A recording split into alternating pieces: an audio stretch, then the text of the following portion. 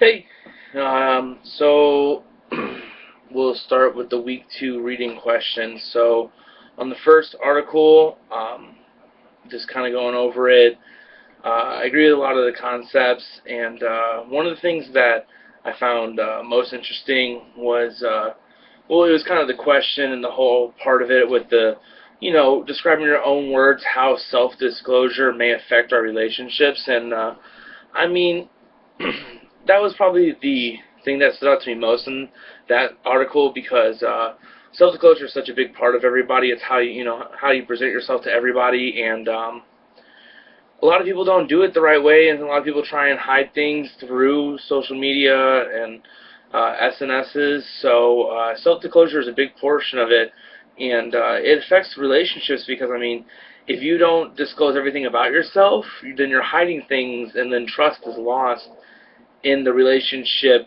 because you're not self-disclosing everything about yourself. You're not letting yourself be true to who you are and everything about that's going on. And, also with the social exchange theory, you have to exchange information to gain information. So when you're not doing that correctly, because you're not self-disclosing all the information you have, then there's a lot of relationships that can be damaged or built incorrectly. So, that's one of the things that really stood out to me in the Article 2.1. Going into the second reading 2.2, the comparison between online and offline relationships.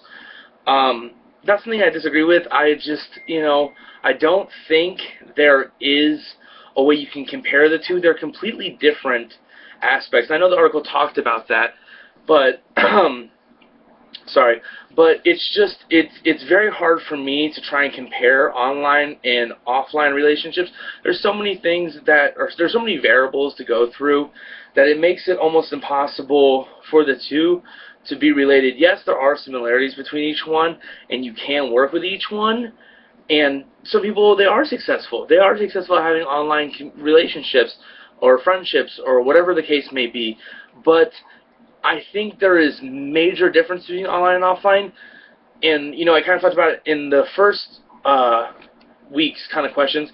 And it had to do with just being with that person in a friend, a significant other, whatever, being with them and then feeling a certain thing, like feeling a certain feeling when you're around them that you can't get through a screen. You can only obtain it being in the room with that person. That's just what I think, and I think, developing relational attitudes or maintaining relational through digital media is very hard. I don't think it's very successful, and it'd be a tough thing to do.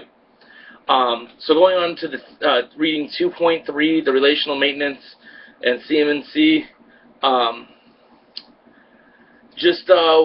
One of the technology sections I picked was Twitter because I'm a Twitter junkie. I like to tweet, and it just to keep the maintenance and rational and social with everybody, and how you can relate it to everybody is just with Twitter, you can tweet anything and it reaches everybody. You can relate to people who you've never even met before. You can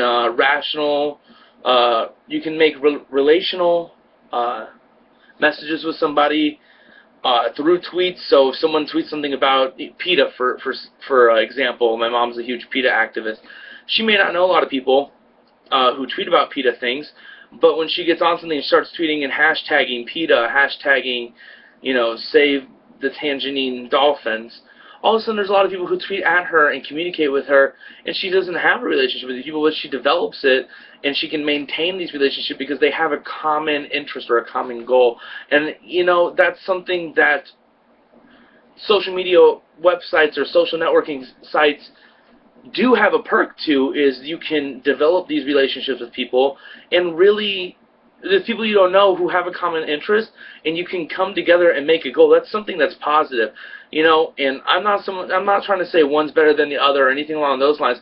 All I'm saying is there's positives and negatives to everything, though, and I definitely think Twitter has a lot of positives for relational maintenance, and you can maintain and set goals with other people who you don't even know, but because of it you have a common interest and you can come together. And then the last article is 2.4, new relationships, new selves, and I agree. I mean, honesty is such a hard thing nowadays with these SNSs. People can lie and be deceitful and pretend to be somebody they're not through these websites. It's just how it is. I mean, with catfishing and all of those, everybody's making fun of those things, but it's really real. I mean, people really can't be honest with themselves, so